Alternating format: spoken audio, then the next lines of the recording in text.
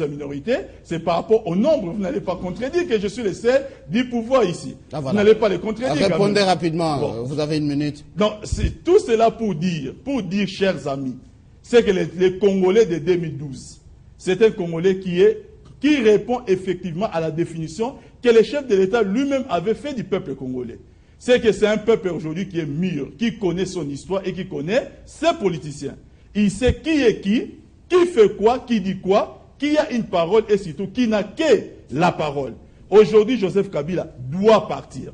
Ah, voilà. Que Kagame n'aille pas à Kampala, ça c'est un problème qui relève de la propre souveraineté du Rwanda, qui ne devait même pas figurer dans les discussions entre les Congolais. Exact. Les Congolais ont seulement leur problème, c'est de savoir, leur chef de l'État doit-il partir chercher la paix, oui ou non. Maintenant, on veut limiter le sommet de Kampala comme c'est un problème bilatéral avec le Rwanda. Papi Tamba, merci. Alors, Fumutoto, on n'a plus de temps à chacun, c'est juste une minute qui nous reste. Je n'ai pas encore consommé mes 4 minutes. Ah, voilà, non, si vous en consommez, les autres n'auront pas droit de conclure. On perd déjà le temps. Il y a autre solution sans la force internationale. Justement, il y a une question ici. Qu'est-ce qui prouve que ce que James a dit est vrai? Mais parce que James a dit qu'il a autant de militaires au Congo et que le gouvernement a dit qu'il a des militaires, mais pas au même nombre. On nous parle des accords secrets. Mais les accords secrets, c'est par rapport au public et non par rapport aux institutions. Chaque fois que la France signe des accords secrets, le gouvernement informe le Parlement. Et l'article 8 de la loi portant statut de l'opposition dit que le gouvernement a aussi l'obligation d'informer à l'opposition tous sortes d'accords. Donc il ne faut pas nous amener sur ce terrain. Vous devriez seulement vous poser la question. Qu'est-ce qui fait que le peuple français a pu soutenir son président et que nous, peuple congolais, nous ne soutenons pas notre président? Vous avez la réponse. C'est parce que notre régime est impliqué et associé dans ce qui concerne la mort des Congolais. Et nous avons déjà compris et nous devons de plus en plus nous désolidariser de ceux qui contribuent pour notre mort. C'est ça la raison principale. Ensuite, 3 solutions. Il n'y a qu'une solution. Voilà, les 2 solutions, il y a les solutions de Kabila et les solutions de Makila. Kabila, en tant que chef de l'État, a proposé la solution diplomatique. Voilà. José Makila propose la démission du ministère ayant dans ses attributions les affaires étrangères parce que la diplomatie ne fait que patauger et échouer. Deuxième solution militaire. Pendant que le chef de l'État propose la solution militaire, nous lui posons la question, aussi c'est José Makila, nous sommes dans un état de siège ou dans un état d'urgence. Il doit déclarer la guerre. C'est dans le contenu de la déclaration que nous allons savoir précisément de quoi s'agit-il. Il ne le fait pas.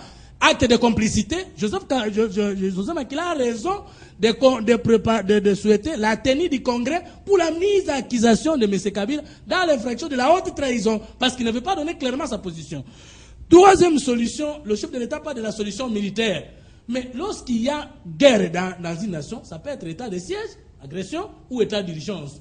Mais il faut qu'il y ait une administration militaire à l'est du pays, précisément, non l'est du pays. Mais pourquoi on est dans l'administration ordinaire alors que nous sommes en train de perdre les espaces? Solution politique. Le président de la République qui veut la solidarité nationale pour la guerre, chose que nous ne refusons pas, est allé se réunir avec sa propre opposition, sa propre société civile, dans ce qu'il a qualifié comme comité de consultation.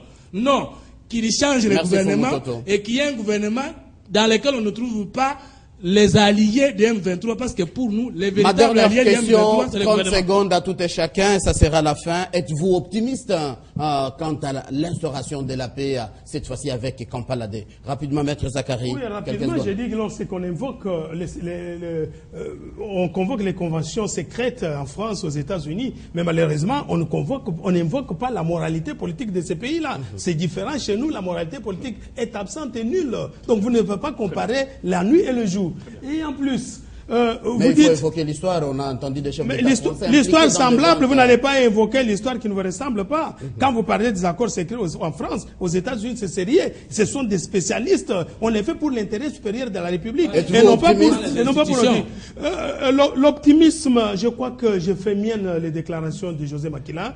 Je crois que M. Kabila a beaucoup de choses à dire au peuple congolais. Il devra quitter ce sommet. Ça n'a pas encore ouvert. Il m'écoute. qu'il quitte immédiatement en signe de protestation. À ce moment-là, il aura encore 40% des Congolais qui lui feront confiance. Et immédiatement, quand il arrive ici, il déclare au peuple congolais, est-ce que nous sommes dans un état de siège, dans un état d'urgence, nous sommes agressés, où il y a eu une rébellion ou rébellion.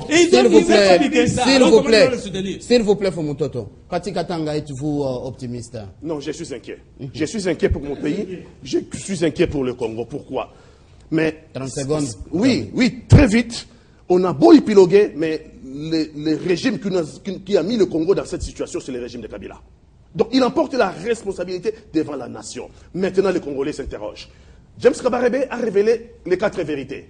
Il n'y a pas eu contradiction fondamentale de ces 4 vérités. Les Congolais attendent de Joseph Kabila qui nous explique toutes les combines déclinées par James Kabarebe, si elles sont vraies ou elles sont fausses. Par défaut, nous considérerions que, au fait, les Congolais sont informés, les Congolais sont informés plutôt par James Kabarebe que par le régime de Kabila. C'est ça. Papi Tamba. Les amis sur les plateaux, en tout cas, ils m'ont permis de...